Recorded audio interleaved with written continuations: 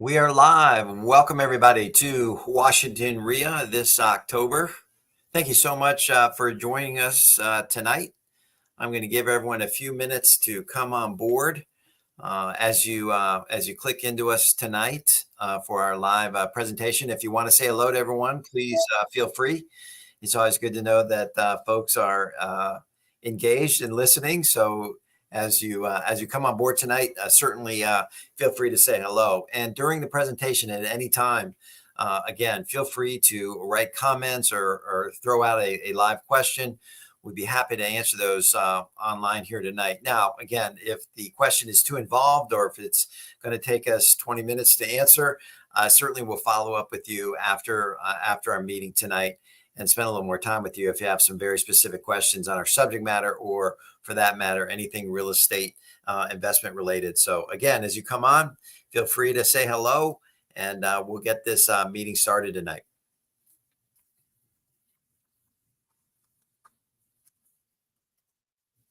All right, tonight we're going to be talking about, in my mind, a very important subject that can literally change your whole trajectory of your real estate investment business.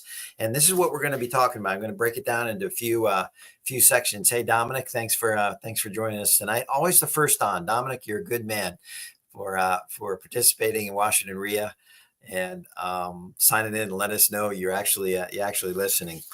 So as I said, we're going to break this down into 5 sections, 5 or 6 sections tonight. Let me go through those. Number one, I'm going to spend just a few minutes as people come on board and as people get involved here tonight. I'm going to talk about my journey to joint ventures. Now, as you see in the screen, we're talking about partnerships and joint ventures and how to structure these this evening. So the first section I'm going to talk about is my journey to joint ventures.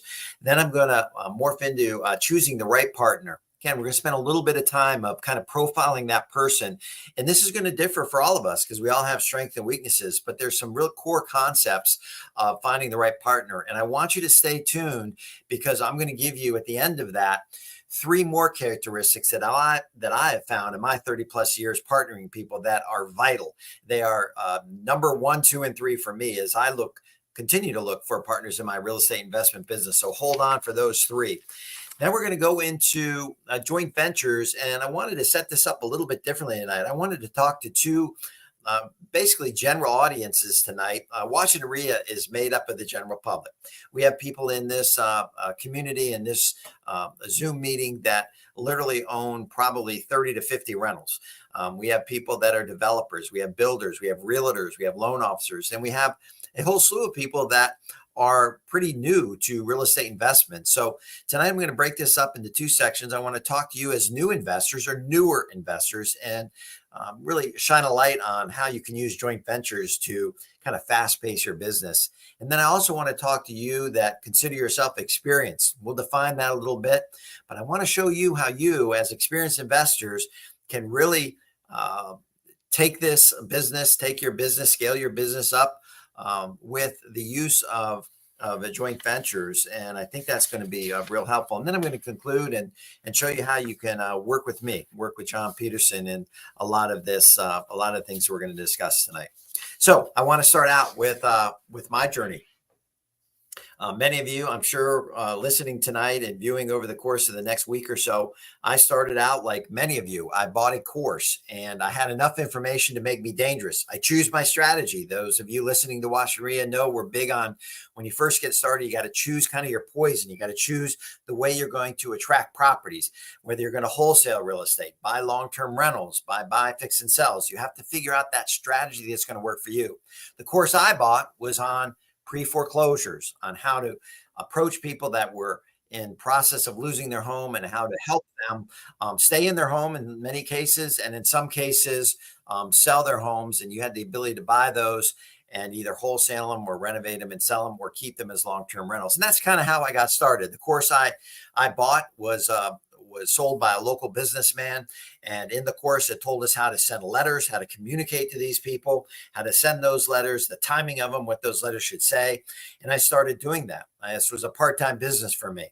The second part of that course was how you can make contact with these people by knocking on doors. So literally every night And when I go out into a chilly night like a night like tonight, I think back about going and literally knocking on 8 to 10 doors every single night for a number of years and trying to introduce myself, introduce what I was doing, let them know about an upcoming auction and see if they had any interest in selling. So I did those two things. Again, like a lot of you that are just getting started, you figured out a way to buy real estate, whether that's estates, auctions, pre-foreclosures, vacant properties, houses with a lot of equity, working with realtors, whatever your strategy is, and you got started with this real estate. So as I was doing that, and I was having some success, I'd buy a property here or there, and I was still working full time. I owned a painting contracting company, and so I was working pretty hard. I'd get up early, 5 in the morning, do my letters, go off to work,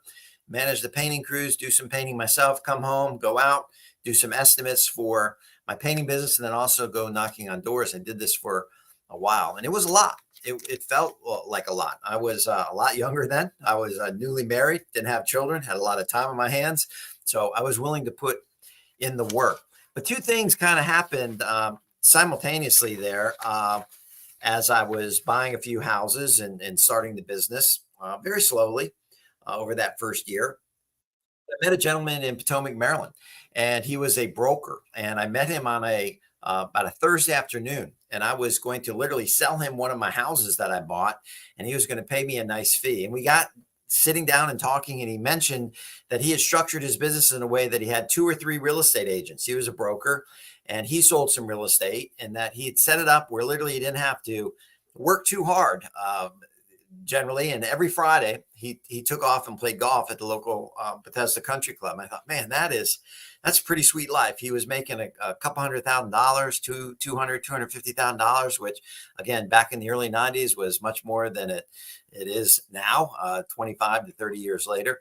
And he seemed relaxed. He seemed like he really enjoyed real estate. He had some people working for him, so he didn't have to do all the work. And it sounded pretty good. So I kind of structured and thought about that would be a great way to kind of structure my business. Had a few people out in the field and be able to do some real estate, not sell my soul, if you will. In other words, not be a workaholic. I knew I wanted children in the future. I knew I wanted to be involved in their lives and participate in their activities. Still wanted to work hard. Even this day, 80% of Saturdays, I'm working on some level in the real estate investment business. But I thought that was pretty cool. So I was out doing that. And my first venture into joint ventures is I was going to auctions. I didn't have any money. Like many of you just starting out, had no money. I was structuring deals creatively on the pre-foreclosure side. But as I got to auction, I didn't have any money. And as I was going to an auction one day, I met a young guy. He was a few years younger than me. I was experienced. He was new in the business. And we had a conversation at the auction. And he said, listen, if you find any houses or we buy any houses at auction, my dad has a $400,000 credit line and he's willing to put up the money for any deal that I find. And man, the light bulb just went off. I mean, $400,000 credit line. I knew nobody that had that kind of money. And I thought, this is a kid at the time, a few years younger, that I really got to get to know. So we grabbed lunch and we talked about how we could set up some partnerships on some auction deals because I was following all these houses in the pre-foreclosure. And as they got to auction, I couldn't bid because I didn't have the $15,000, $20,000 that was required to do that. And here this young man comes along. His name was Aaron. And Aaron said, my dad will fund these deals if we find them. So I thought, perfect match.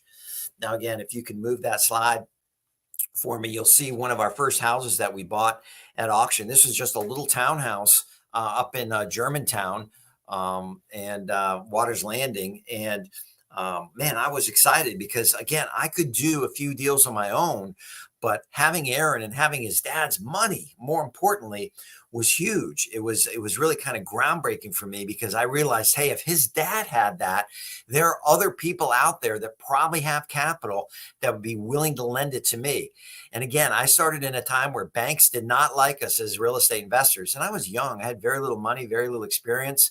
And so it was very hard to approach a bank of any kind to get money. So working privately was the way to go. And this was a little townhouse we did. I'll never forget it. I still look at it today. All the upstairs wood floors were just urine saturated with cat urine. And it was a real dump in there, but we did real well on that house. Flip that slide again for me, if you will. The next slide. This was one we also bought at auction with Aaron. And again, remember, if I was doing, actually did 9 deals in the first 9 months. So I was doing about a deal a month. And I was only doing about 3 or 4 deals at that time. And then this kind of doubled my production. So think of that. This was a nice house in Silver Spring. And that, again, I'll never forget this one because we bought this at auction. We ran over there like you do, and we hadn't seen the inside, and we knocked on the door and no one answered. We looked in the windows. It kind of looked occupied, but not really. We went around to the back deck. I boosted Aaron up on the back deck, and literally a man came out of the sliding glass door with a 12-gauge shotgun pointed right at Aaron and said, "Get the X, out of off my property, off my deck." And I can share this because we've laughed about it many, many times over a number of years. Aaron basically wet his shorts. He was so taken aback, and I was too. I was down below. I would have done the same thing. So he ran off that deck. We eventually was able to talk to the owner. He was actually a soon to be retired police officer, and he was going to move to Florida. And we struck a deal with him, and we figured out how to do it again with Aaron's dad's money to allow him to stay in the house for about 8 months. And then he moved to Florida, and we got possession of the house, and we were able to do a really, really nice deal on that property. My second break, and you'll have these breaks too if you're out there doing the business and you're thinking about how to grow your business. Very important. If you're really, really interested in scaling your business, you will look to this technique and strategy to help you. The second break I had was the gentleman I bought the course from. His name was Ernie Kessler. Some of you have heard me talk about Ernie. Ernie was a local business guy doing the business that I wanted to do, buying, renovating, and selling houses, holding properties, long-term investments. And Ernie was also in the seminar business. But Ernie approached me about 4 or 5 years in the business as I got to know him a little bit more and I got to do some work for him. He approached me with an opportunity that I was just so excited about. And if you can flip that next slide, I'll tell you about it. He called me up one day and said, "John, I know you've been doing some houses. I want to get you involved in a deal in Texas." And I'm thinking, Texas? I mean, again, remember, folks, back in the mid-90s, we didn't have cell phones barely. I mean, if we did, there were the box phones that we carried around like a piece of luggage. But you didn't have Google Maps. You didn't have the information that we have today. So it was a little more daunting. But he said, "Listen, I want you to try to negotiate a second mortgage secured against this building." This was 65 units in an area called Arlington, Texas, halfway between Dallas, halfway between Fort Worth. And if you're successful in negotiating this second mortgage, and we talked about where we needed to buy it, I want you to be involved in this deal. I want to know if you would like to be the point man down in Texas as we renovate these units and sell, eventually either hold, refinance, hold the building, or sell the building. And I was like, of course. I raised my hand. And after being successful and being a little more successful than Ernie even imagined, I got and was able to buy this second mortgage at a level where we could buy these units. I should say where he could buy these units and I could be the point person for that. And I traveled down to Texas. I took my wife, Brenda, a few times. We did big, long spreadsheets on how we were going to renovate these units. And we worked with the city and we moved people out of certain sections and we renovated and re-rented them up. And it was a tremendous experience for me. It was over the course of, I guess, about 6 to 7 months in this process. And I would go down to Texas for a week or so, and then I'd come back. And again, it allowed me to do a bigger deal, allowed me to see how these things happen. Now, eventually what happened is Ernie decided to sell, and he had in the partnership, in the arrangement, partnership might even be too strong, is that it allowed him to do what he wanted to do. And he decided to sell, but I got paid really well for negotiating that mortgage, for being the point person on the work. And also I got a little piece of the equity on the back.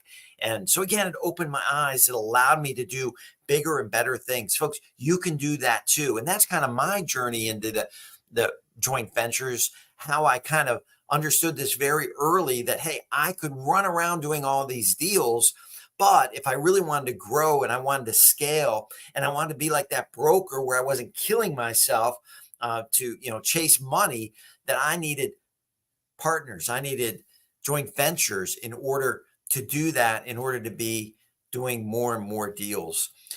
This deal eventually led to 7 condos in Arlington where I did get a piece of the equity with Ernie. And we did a wonderful partnership right on Columbia Pike in a building where, again, I was a point person.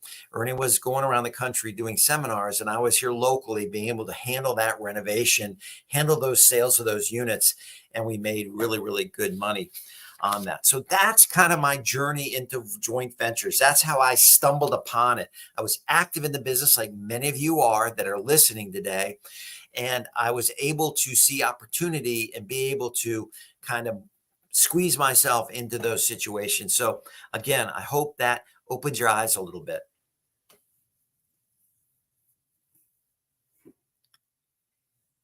The next section I want to talk about is 5 traits of a great real estate partner. And as I said, I'm going to give you a couple bonus traits here in a minute. And as you come on board tonight, if you want to let us know that you're listening, that would be great. If you're shy and don't want to say anything, we understand that too. We get a lot of views. As some of you know, we've been doing some live events. We've been doing some recorded events.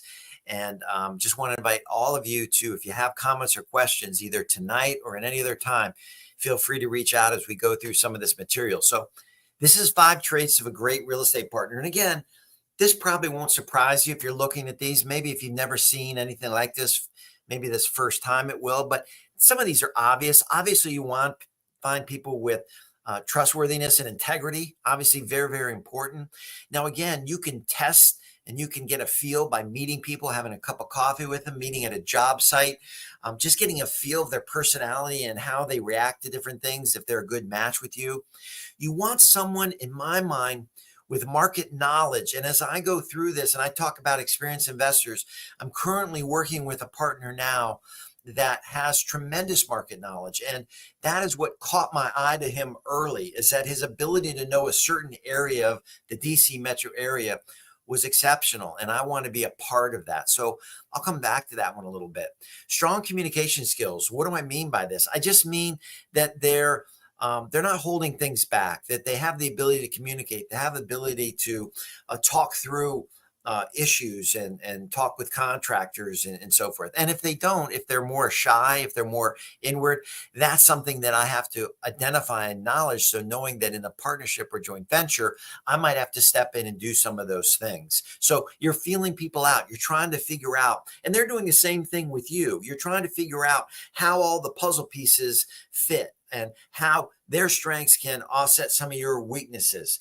Problem solving ability. Folks, real estate investment is we're buying problems.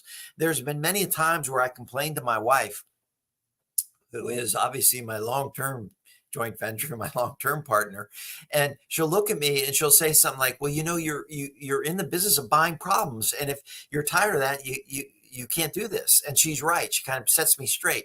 We buy problems. That's why we get value. That's why we get great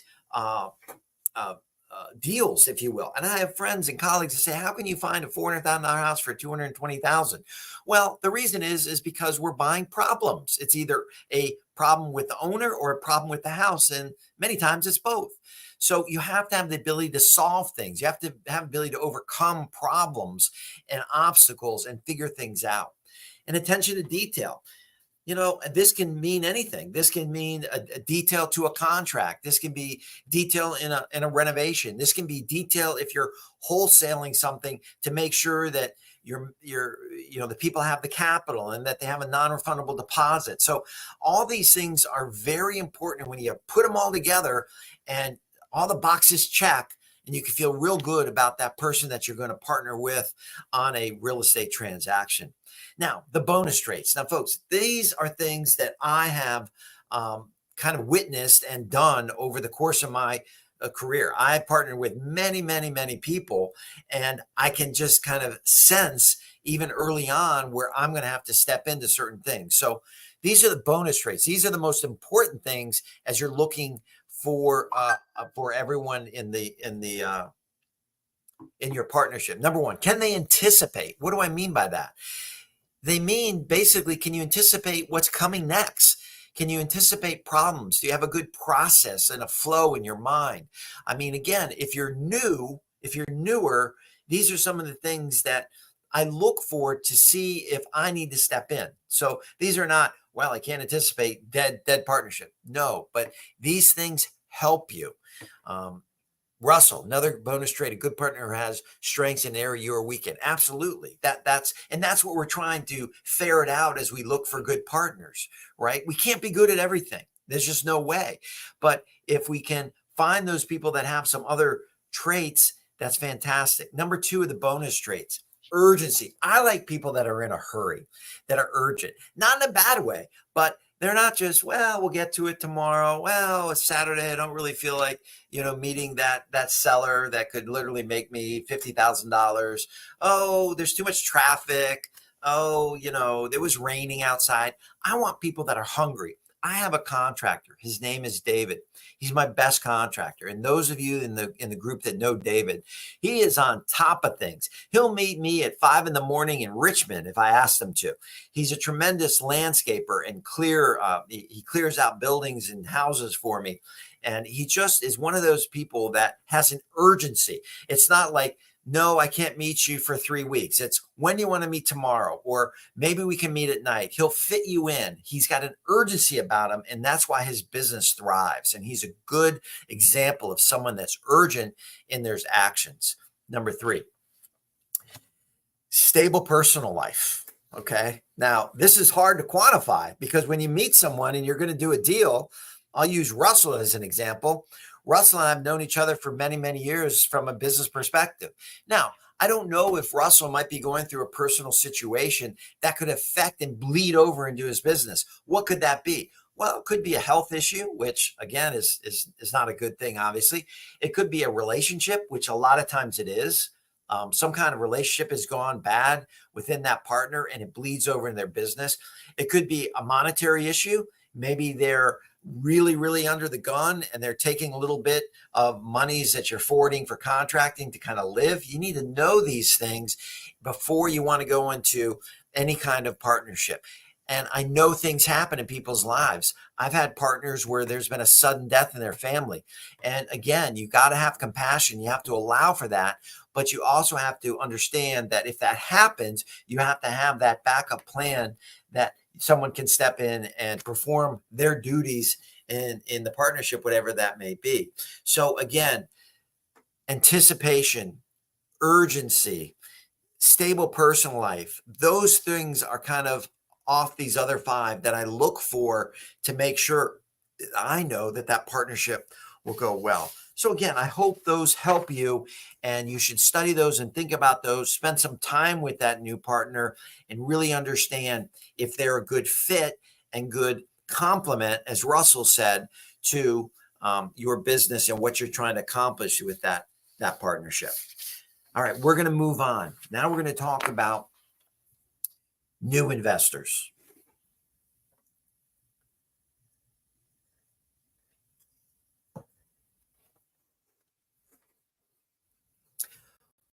New investors. Who are you? Let's profile you a little bit. A new investor is someone that is just starting out. Again, you might have bought a course like I did. You might have a little bit of information. You've watched some YouTube videos. You've gone to some seminars. You're part of this networking group, or you're part of other networking groups. You have a strong desire to be in the real estate investment game. You have low resources, meaning you don't have a lot of contacts yet. You haven't built out your contracting network. You don't have an attorney or an accountant, maybe. You're just getting your feet wet. You're listening to this presentation. You're trying to figure out how to find your first deal or maybe your third deal. And you're just kind of seeking it all out. But you have interest. You have desire. Those are the perfect investors for partners.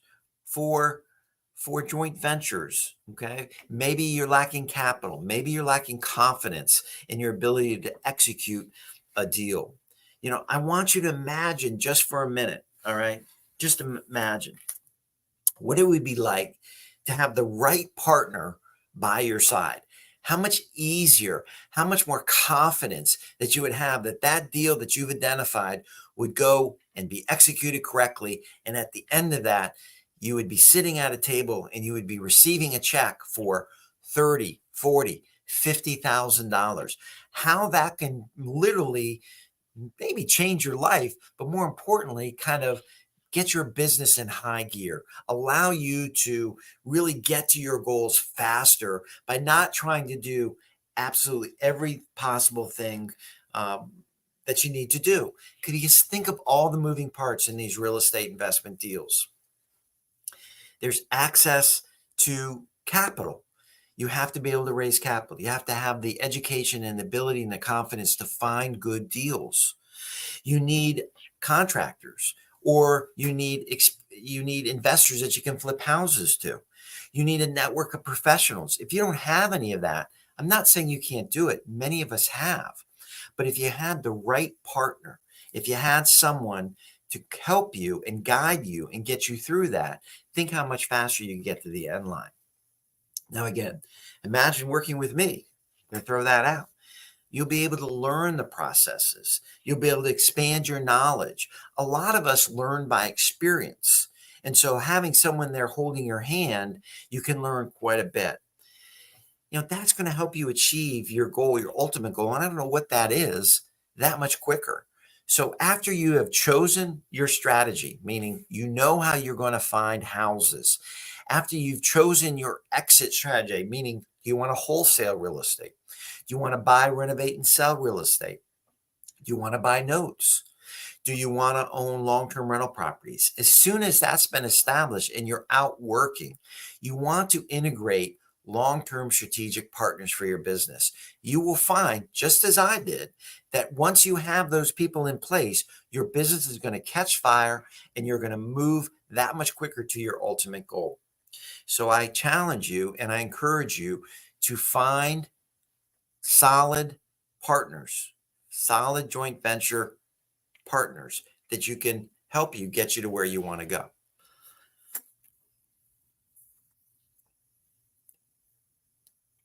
Let me show you a property here and give you an example. Now, our team of 24, our live WREIA group, just finished up. I want to thank all those folks for the past 6-7 months for attending that. And I think we all got quite a bit out of that by networking and sharing stories and sharing strategies and having some of the members do some speaking and teaching. But this was a property that we actually visited. This was a classic new investor that, that family owned this home. Her dad owned this home for many years and they wanted to sell it. And they brought in investors. Investors gave them some prices and they contemplated that. But the real motivation behind it is the daughter. She always wanted to get in the real estate investment game. And she got introduced. We got introduced together.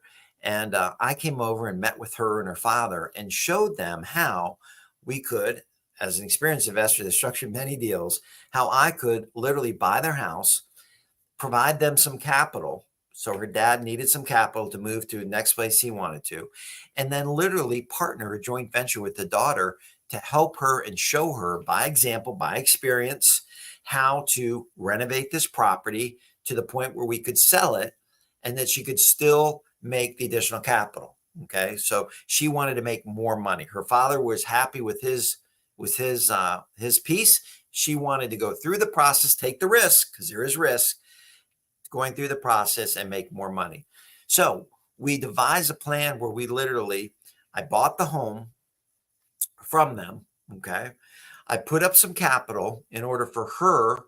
She wanted to do the whole thing where she would hire the contractor. She had some experience with that. She would get the house in good order, and that I, as a realtor, or she would have the ability to hire a realtor to sell the house. And she learned a lot.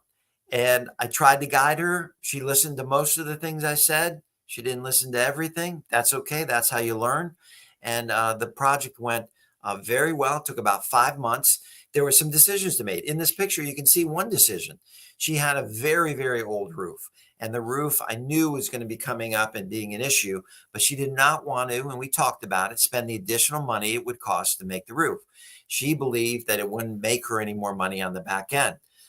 I'm not sure if that's true or not. It was hard to know. She picked the color of the shutters. We talked about it. It kind of popped the house.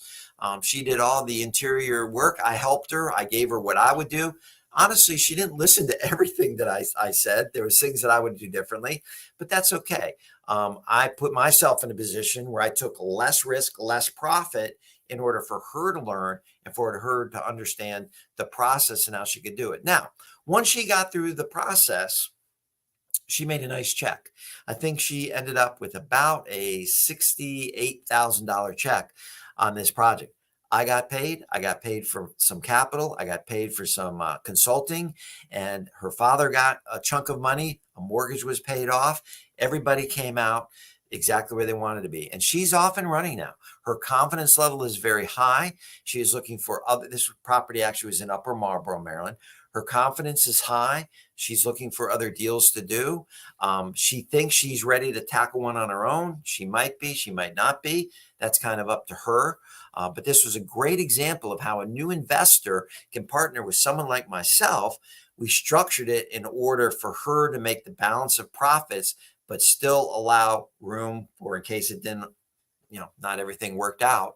And she did very well. So again, new investors, the ability to partner with myself, with my experience, with my deal structure, with my capital base, with my knowledge of contractors can help you not only make more money, but also get you to wherever your goals want to be quicker. And that's kind of the idea of joint ventures for new people. Now, would this house be a candidate for roof max instead of a new roof, or selling it as is with an aging roof? We sold it. We sold it with an aging roof. It came up in the home inspection. I knew it would. She came down on her price. She asked $629,900 for this house after the home inspection and some of the other items in the house that she did not have the budget for, because she had a certain profit margin she was just dead set on making, which I thought was great. She ended up in the very low six, I think about 610. She gave up about $20,000 for some other things on the house. The biggest challenge with this house was really not the roof. The biggest challenge was it was on 2 acres, which is great. But the 2 acres were all behind the house, and there's really no backyard. And we heard over and over again that there's no backyard, And that's, kind of tough to overcome. She could have created a little more backyard if she wanted to. She had no interest in that. She just waited a little longer for the right buyer to come. And that's what she did. And she was fine with that. And the deal and the numbers worked out fine. All right, moving on to experienced investors. Grab a quick drink.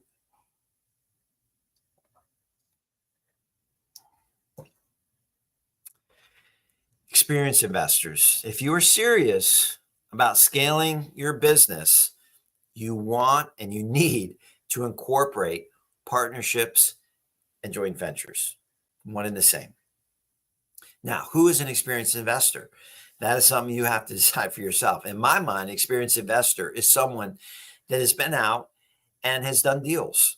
And again, I don't care what type of deal you've done. Remember, there's all different ways that we can be real estate investors. I happen to buy, renovate, and sell homes. I keep some homes as long-term rentals. I also buy notes. I also buy wholesale deals. I also hybrid wholesale deals. Now, I didn't do all of that in day one, month 2. That's been a long process. I've been doing this for 30 plus years. Now, you as an experienced investor, you know where your confidence level is, you know where your deal flow is, you know where your end goals are. And if you determine that your profile is a little bit, you're running around doing everything. I call it the one-arm paper hanger. I refer to myself like that sometimes. You need other people involved in your business if you want to scale it, if you want to grow it. Now, there's other ways to do that, certainly. We're in a gig economy. There's a lot of part-time workers that can help you with marketing, that can help you if you have a good contracting crew, that can help you with bookkeeping and accounting.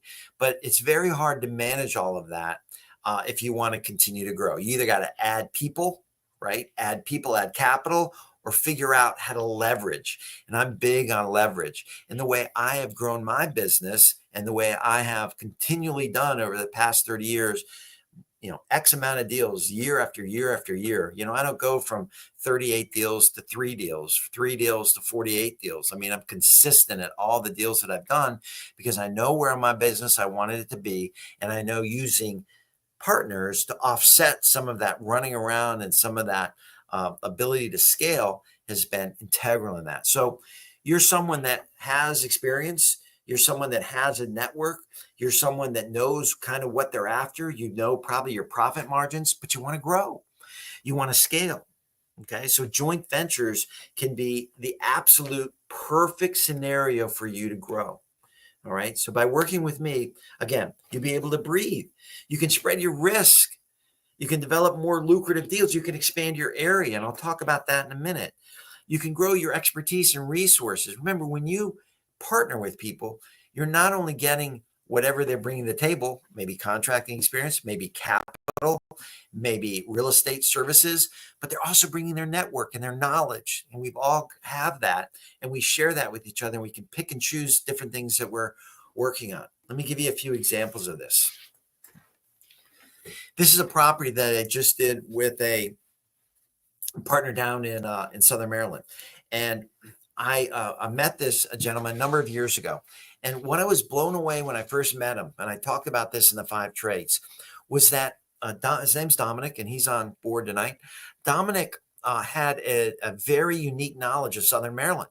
He grew up there. He was a volunteer paramedic and firefighter. His family was from there. I mean, he had a very deep relationship and understanding of that market, and it is different. It is different than other counties around the DMV. And he first approached me by a deal on some land many years ago. And I thought, well, land, I really don't know land, right? What if it goes bad? What am I going to do with land? And I thought, well, the price point was pretty good. He seemed very confident.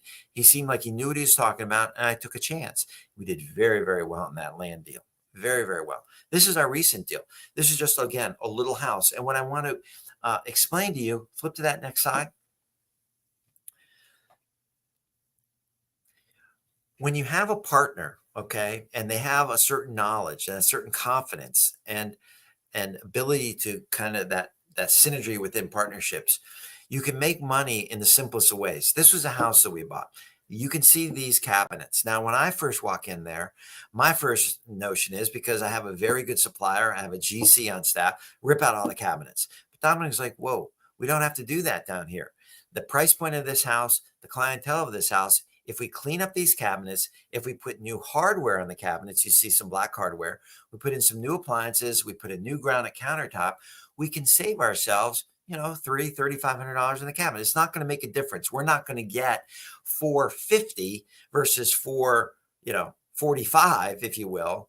I think we ended up getting $430 for the house by putting in new cabinets. We're wasting our time. We can get to the next deal quicker. But again, having different sorts of opinions, walking through the house with that partner, that experienced partner, can help you make decisions quickly because you both have experience, and that will make you small amounts of money. But more importantly, you can share resources. As I've gotten to know Dominic, as we've done more and more deals, we're sharing resources. I'm bringing a painter down there. He's got a local roofer. He's got a flooring person that does all his floors in Southern Maryland. He has a unique knowledge of this market because he understands septic fields and wells, which I don't. I didn't have much experience with that. So again, having the ability to partner with somebody that's experienced, okay, can allow both of you to grow both of your businesses. Now, in this particular house, I think we made about 70,000, 72,000 in a very short period of time. Again, a nice payday there for both partners. So having that ability to identify and areas that maybe not familiar with, you can expand your geographical area. You can do different strategies with experienced partners is going to help you quite a bit. Flip to the next slide. Here's an example of that. I met a gentleman at a networking event, and again, he had the ability to take down this restaurant. He had no experience in buying debt, and I did. I've had it for many years. I spent a lot of time on it, and he had some local knowledge of this restaurant. He had background of it, background of the operator, background of the numbers, but they needed someone to help them with the financing, how to structure the financing, and more importantly, how to discount some of the debt surrounding this restaurant.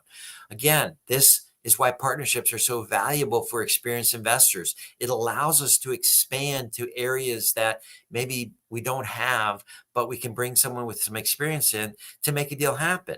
If this person never found someone that was experiencing buying debt, this deal would never have happened. This was a restaurant on Atlantic Beach down in North Carolina.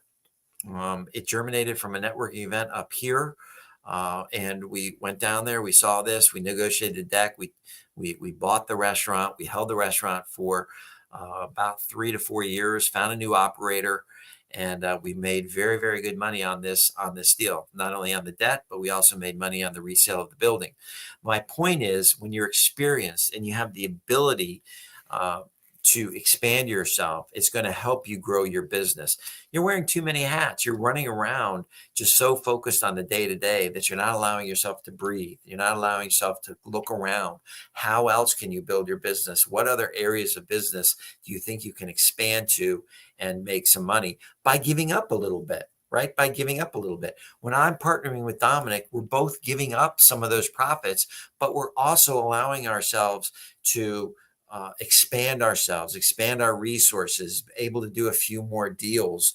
And also, it's nice if you find a good partner, it's nice to have some of that risk sharing. It's nice to have some of that back and forth with someone than always having you to be the pusher. And maybe you're out of town for a few days. I was out of town last week at a wedding in Mexico. Some of you saw the video, and it was nice to know that a couple deals that Dominic and I are doing, that he's there, that he's running them, that he's going by them, that he's making sure that the contracting and the workflow is going on. So there's so many reasons why, as an experienced investor, you want that person in play to help you with some of these things. Okay, now let's move on here. Again, we don't have hours and hours to explain all this, but I want to show you, those of you that are tuning in, how you can work with myself. I'm going to end this with a couple questions for you. This is how you can work with me, John Peterson. Number one, 3 options. You can work with me, a partner on deals. I don't care what type of deal it is. If it's a wholesale deal, hybrid deal, all that means is that we are buying a property, and we're doing this quite a bit now, where you're buying a property and you're just doing what we call a little bit of paint and patch, for lack of a better word, putting a little lipstick on a pig, meaning cleaning up the house, maybe doing a little landscaping. Overall, the house is livable and okay. We're bumping up the price a little bit and we're moving the house. Now, there's some other costs to that. Obviously, you have some financing costs, some selling costs. But by exposing that deal to the general public and looking for a homeowner versus an investor, you can do very well with some of these hybrid deals. Maybe it's a buy, renovate, and sell deal. Maybe it's a note deal that you have. So don't be shy. You're going to have my email and my phone number up there. If you want to run a scenario by me and bring me in as a partner, I would love to talk to you. Now, again, I can't do all deals. There's certain deals that I'm focused on more than others, and I'll be upfront with you. But if we can do some deals together going forward this fall and next year, would love to talk to you. Number 2, if you need more education, especially you newer investors or maybe some experienced investors, if you need more education, I have, as many of you know, just a very easy mini mentoring session, right? We can do these in person. We can do these in the field. I was up in Baltimore a few months ago working with an investor that had an eviction. We can do it by Zoom. These are very targeted sessions, right? These are 3 one-hour sessions. They're highly effective because we're zeroed in. We're talking about something that you need some help with, specific help with. And they're affordable. I don't break the bank on any of these. So many mentoring sessions. And then I have another option that I've been doing this for years and years. I haven't really publicized this, but it's called Earn and Learn. If you have some capital and you want to learn by experience, you're more of that type of learner where you want to see things actually happen. You can put some capital in a deal. Now I say a minimum of $25,000. I got to have a minimum because people approach me with $500 and we'd be, again, running around with our heads cut off. But $25,000. Now, again, that money is part of that deal. It is secured on that property. It is earning interest on that property like all the other investors. Honestly, it's about a 10 to 12% return. While you're earning interest, you also get behind the scenes. All of you have heard of inside baseball. Well, this is inside real estate. You're going to see the paperwork. You're going to be able to visit the property. You're going to see the flow of work. You're going to see all the numbers. You're going to see the profit and the amount of money spent on the deal. So you're going to have very good understanding when that deal is all done, how that happened. Plus, your money earns interest. You can continue to roll your money to another deal, or you get your money back after the conclusion of that deal. We call it earn and learn. If you're interested in that, just again, call me, email me, text me. We'll talk about it when an available deal becomes available and you have the capital and you're ready to go. We'll fit you in. And then my last question for you this evening, my last question as we go through this, and it's going to scroll, I think, across the bottom here.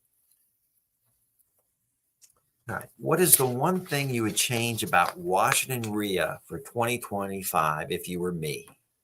So what is the one thing that you would change about Washington WREIA in 2025 if you were me? Very simple question. You can text me some answers. You can email me some answers. You can let me know what you think, what you'd like to see changed.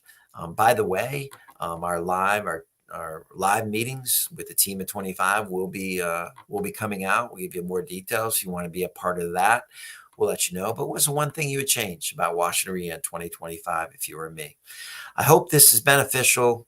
Hope you've learned a few things, picked up a few little nuances, seen how joint ventures for a newer investor or an experienced investor can really catapult your business, can help you get to where you want to go quicker by using the leverage, by using the resources, by using knowledge, by using capital in order to expand your business and to allow you to grow at a quicker pace. Again, I hope this has helped. Any final comments or questions? Everyone's a little shy tonight. Maybe this wasn't set up exactly for the question and answer mode, but you have any questions on that? Russell made a very good point of finding partners that will help you offset your weaknesses, whatever those might be, to find someone that strengthen that. Sometimes it's not apples to apples, but you'll have a few people that you'll meet that can help you with that. So don't be shy, reach out. We're doing deals. We're doing deals all over the Washington, D.C. metro area. So if I can help you in any way,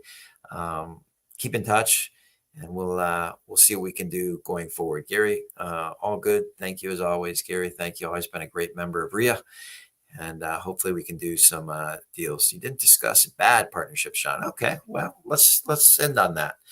Let's end on that. Why do you have bad partnerships, Russell? Well, bad partnerships are a product of not doing the homework up front, in my mind. And I told you really the three things that I would look for hard in a partner. And one of those is the personal side of someone's personal being. I'll be upfront. I've had a few bad partnerships. Certainly, if you've been in business as long as I have, they're not all perfect. And any of them that I've identified, it's never been the deal, meaning there's always a solid deal at the beginning. And I understand no one goes into a deal going, I want to lose money on this deal, or I don't want it to go well. And if you buy it right, it's really hard to lose money. But generally, Russell, it's going to really focus more around that person, something going on in their life that bled over into their business that threw it off. And usually underperforming on that side of the partnership. Capital is there, it was misspent. Management wasn't correct. They over renovated. Sometimes it's bad luck. Sometimes they hit the market in a bad way. It's never really the deal, though. It's usually the person and a mismanagement of funds and mismanagement of renovation or something along those lines that leads to a bad partnership. Ann, thank you. We'll contact you directly. Great, Ann. Good to hear from you. By the way, realtors out there, I fit you all into that experience category. You have a knowledge of real estate with a real estate license and so forth. If you ever have a dead listing or an off-market listing, signing up a joint venture with me could be very lucrative. We've done a number of those that everyone has won and everyone has done very well in that deal. Russell, or it could be in unexpected circumstances. Many partnerships went bad during COVID timeframe, during 2A. Absolutely, Russell, things out of your control. And it does happen. I mean, COVID wrecked a lot of real estate deals. It continues to wreck real estate deals. 2008 was unprecedented. One of the challenges we have as real estate investors too, one of the downsides of real estate is that we can't push a button and get out, right? With the stock market, if you panic, you can push a button and get out. You can limit your losses in a lot of ways. With real estate, we can't just sell the next day. Hopefully we have the ability to hold on, the ability to rent, the ability to weather some of the economic storms that are bound to come. And I'm sure another one is coming too, maybe right around the corner, who knows? So you have to have the ability and the foresight to look at the market and look at the backup strategies, if you will. And that's quite honestly why I tend to spend more of my time and energy on properties that I can not only buy, renovate, sell, but if something happens, I can hold on for a while. The rents make sense, or they are close to making sense. In other words, I can handle them for a little period of time to get through an economic crisis. Yep. Or when lightning hits your house and there's a terrorist attack on the country. Yep. Absolutely. Absolutely. If we have a terrorist attack in the country, there's not a whole lot that we can do. So certainly those, but things under your control, things that you can foresee. Again, that will take most of your deals to the profitable side. So, but I appreciate that. That's pretty great. Being able to play off each other. Yes. Dominic, yes, very true. Dominic brings up a good point. Another reason why Dominic and I are good partners on some deals is that when we meet with sellers, we do a very good job of connection and selling. And if you have a good personality mix with your partner and you're there on the front side where you're trying to find the deal, that can be very, very helpful too. And it can actually hurt you. I've had a few appointments where it's also hurt us. So there's some nuances there as you look for good partners. Marvin Hillerman, do you go into your deals based on the criteria that has to have more than one exit possibility? Marvin, I like to. Sure, I like to. His question is do you have different strategies to exit?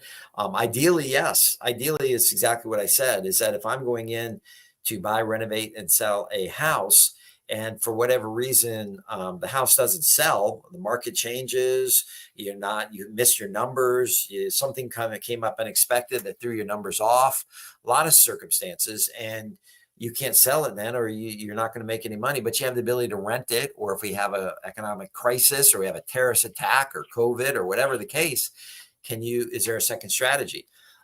Yes, that mitigates your risk. If you're going all in on a $2.5 million property downtown, and the rents don't support it, and you can't get a refinance, which happens, can happen. You're taking more risk. That's just the bottom line. Now, if you're doing a wholesale deal or a hybrid deal, let's talk about a hybrid deal. You buy a house, your strategy, and I do this all the time. My first strategy might be do a little cleanup, put it on the market, see if I get a buyer. Wait a week or two, no buyer, take it off the market, come back, renovate the house. You renovate the house, try to sell it, doesn't sell. Oh, I can rent it. We can rent it. Sometimes, believe it or not sometimes, holding real estate where the real wealth is. Let me give you a quick example. I bought a house many, many years ago, 2003, 2004, downtown in Georgetown.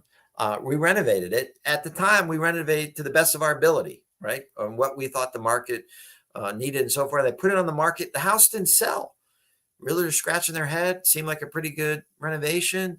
Just didn't get any buyers. And I left it on, and it was an expensive house to hold. And I thought, you know what?